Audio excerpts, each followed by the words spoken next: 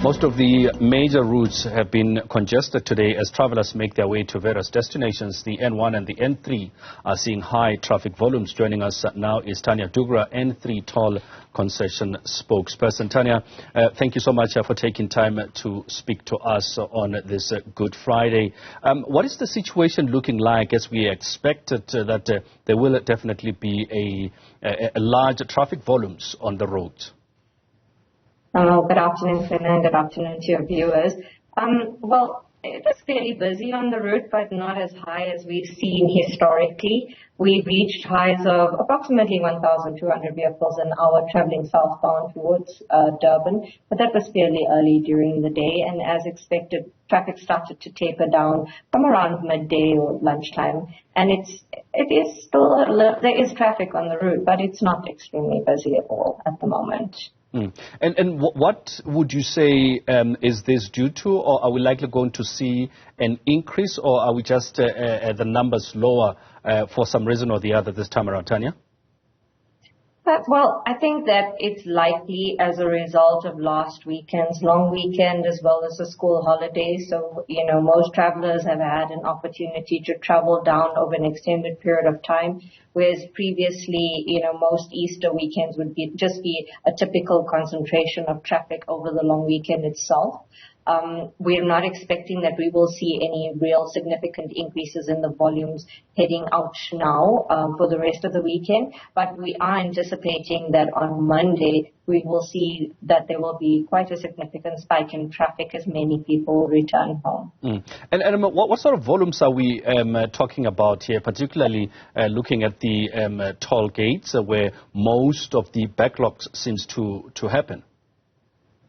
Well, what we're expecting on Monday is, on average, about 2,000 vehicles an hour heading northbound back towards Gauteng. And we're expecting that will be pretty much the high that we'll reach during the course of the day. But it will be extremely busy. That's our prediction during the course of the entirety of Monday.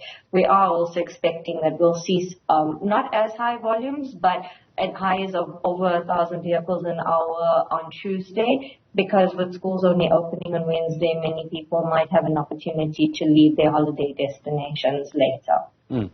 And are we seeing anything in terms of driver behavior as far as this period is concerned?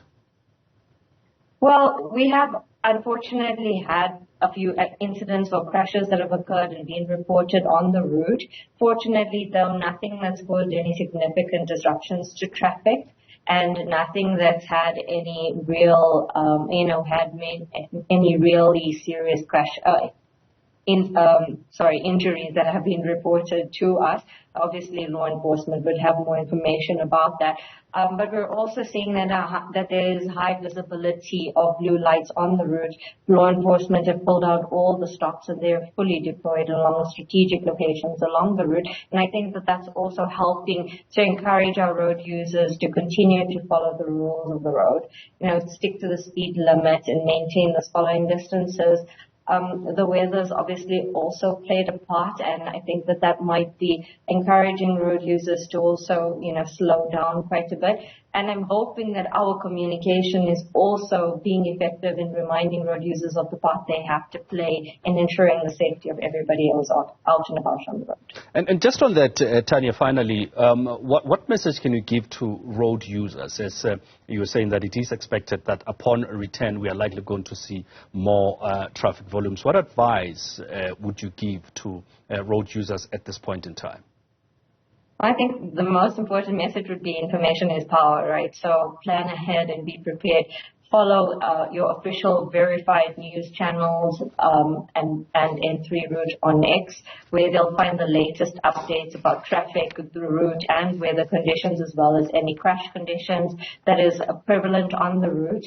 And obviously, always to remember that they need to drive defensively, to share the road responsibly, and that they can achieve by maintaining their following distances, obeying the speed limits, where necessary, reducing their speed to the prevailing conditions, whether that's weather related or, if there's congestion, especially if we're looking at volumes in excess of 2,000 vehicles an hour on the road, it's going to be very busy, which means that most people won't be able to stick to the speed limit, the signposted speed limit, and they'd have to drive slower, which does make for people, tending to get a little bit more edgy and anxious.